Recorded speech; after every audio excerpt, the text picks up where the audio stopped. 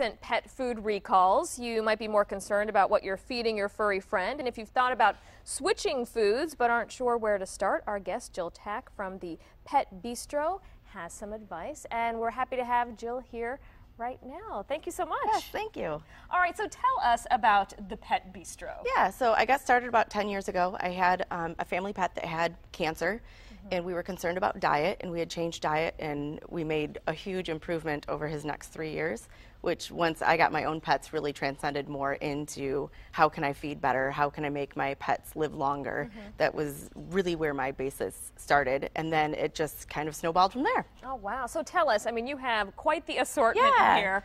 Describe some of what you brought here. Absolutely. So over here we have more of our kibble, and a lot of the kibble that we have is grain-free. It's has organic ingredients, grass-fed, free-range meats.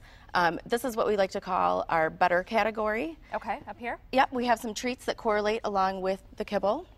So what happens a lot of times is we find that people feed a better food, but they forget about the treats or they forget about the supplements. Right. So we want to make sure it's all encompassing. We want to make sure that we don't forget those little things that also go along in your pet's life. Buffalo and blueberry recipe draw. Yeah, and this company's fantastic. They just joined the non-GMO project, so they verify all of their ingredients or are GMO free. Okay, what else do we have here? Yep, moving here into the middle, we have our best category, which is our freeze-dried. And this is lightly processed, so there's less ingredients. And you can see here we have some sojos made. It looks home style. So dogs that are maybe picky or finicky, they do really well with the home style meals just because it kind of resembles what people would really like to feed their pet. And then moving over into this category, we have what we like to call our premium food. So this is the raw diet. This is what our animals should be eating. This is an ancestral diet, and it goes kind of, you want to put the right fuel in the body. You want to make sure that you're putting the right fuel in, because nutrition can be our best medicine. Yeah, absolutely. That can make a huge difference. So different styles, both for cat and dog, is kind of what we focus on at our store. We have some canned food even in the front here. You can see how it looks just like what you would open up at home. A home cooked meal.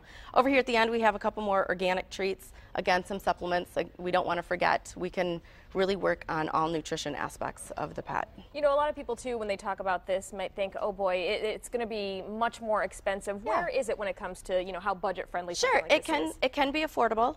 All the different companies, all the different areas have kind of different ranges for pricing, but they all have frequent buyer programs, so that can really help the customer out. The main thing is that when you feed a nutrient-dense food, you feed less of it, so there's less waste in the yard. You have a better, healthier pet. And in the long run, it actually comes out to sometimes the same price or less than what you would find in a big box store made by a huge company. So these companies really focus on ingredients. They don't put a lot of marketing behind their product because they want to make sure that the ingredients are top quality. And where are you guys located? Yeah, we're on John R., just south of Oakland Mall, between 11 and 12 Mile. And we do quite a few consultations and seminars throughout the month, so people can come in and really get educated about what they're feeding and their pet's health. And so I know these are dog treats, but you brought us some treats, right? Because we need this stuff. The Grandma Lucy's organic. No, not all men are dogs, but apparently. That is not what I'm saying. I'm going to taste it too. Yeah, no, these are actually, they're little bear-shaped cookies, and they come in organic. This is the apple flavor. They come in peach and cranberry. Pumpkin's probably another big favorite at our store. Tastes like a delicious cookie. Don't they? They kind of taste like what we'd buy crackers maybe for our kids. Yeah. So we always think that we want to be able to eat what our pets eat. Okay, maybe leave the bag for us. All right, thank you so much, Jill. I will sit and stay for another one of these. Maybe even shake for a few more. Perfect. We'll be right back.